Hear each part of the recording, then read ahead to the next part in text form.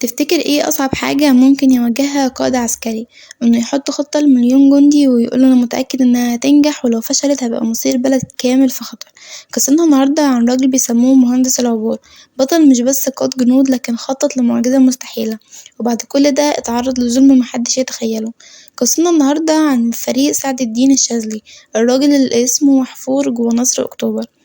اتولد سعد في قرية شبراتنا في الغربية سنة 1922، طفل ريفي عادي بيلعب وسط الغيطان بيسمع صوت الطيور الصبح، لكن كان دايما مختلف، عنيد طموح عينه أبعد من حدود القرية. والده كان فلاح بسيط ووالدته ست مصرية أصيلة، من صغره وهو بيحب النظام بيهتم بالتفاصيل وكان دايما بيقول أنا هبقى حاجة كبيرة. وفي سنة 1939 وهو شاب صغير مصر كانت على أبواب الحرب العالمية التانية، قرر يدخل الكلية الحربية ودي كانت أول خطوة في رحلته.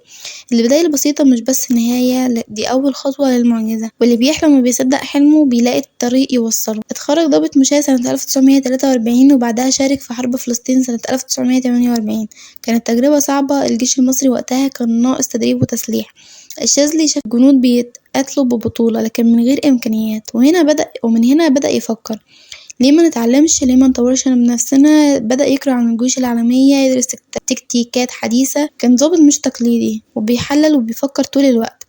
التجارب الصعبة ممكن تكسرك أو تعلمك تبقى أقوى، والقائد الحقيقي هو اللي بيتعلم من الخسارة قبل ما يفرح من النصر. في 5 يونيو سنة 1967 يوم ما يتنسيش، الجيش المصري اتعرض لهزيمة ساحقة، طياراتنا اتدمرت، الجنود اتراجعوا والبلد كلها اتكسرت نفسيتها، لكن الشاذلي موقفش يلوم، قال جملة عظيمة: الهزيمة مش نهاية، الهزيمة بداية تصحيح. قرر يبدأ من جديد، يعيد الثقة للجيش، ومن اللحظة دي بدأ يحلم بخطة عبور تعيد الكرامة. الوقوع مش عيب، العيب انك ما تقومش، وكل أزمة جواها فرصة للتغيير. بعد ما تعين رئيس أركان حرب القوات المسلحة سنة 1971 بدأ يطبق فكرته. الخطة كانت عبقرية في بساطتها: الجنود هيعبروا القناة، الستر الترابي هيتفتح بالطلمبات المائية، الكباري هتتبني بسرعة، خط بارليف اللي كانوا بيقولوا عليه مستحيل هينهار. العالم كله اتفاجئ بالخطة، لكن الشاذلي كان واثق لأنها مبنية على قدراتنا الحقيقية مش على أوهام. النجاح مش إنك تبص للي عند غيرك، النجاح إنك تستخدم اللي عندك صح. الخطة العظيمة بتبدأ بفكرة صغيرة لكن بإيمان كبير. وجه يوم 6 أكتوبر 1973 الساعة 2 الظهر، المدفعية فتحت نيرانها أكتر من 2000 مدفع في نفس اللحظة. الجنود صرخوا الله أكبر، المية اتفتحت، الستر الترابي وقع، خط بارليف اللي قالوا عليه أسطورة اتكسر في 6 ساعات بس. دي اللحظة اللي التاريخ كله وقف عندها، الجنود رجعوا الكرامة والشاذلي شاف حلمه قدام عينيه.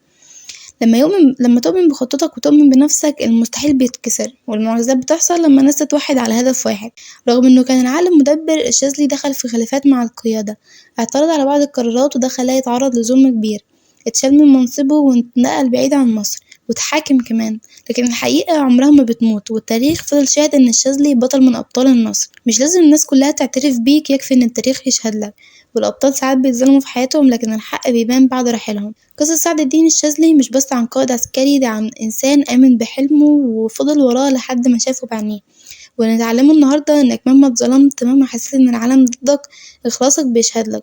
وزي ما عمل خطة العبور، إحنا كمان نقدر نعمل خطتنا لعبورنا الشخصي، عبور من الفشل للنجاح، من الخوف للشجاعة، من التردد للثقة بالنفس. الإخلاص بيخليك خالد حتى بعد رحيلك، وحلمك مش بعيد، هو مستنيك تتحرك. في النهاية فريق سعد الدين الشاذلي قائد عاش بطل ومات بطل حتى لو تعرض لظلم، اسمه هيبقى دايما رمز للإصرار والإخلاص.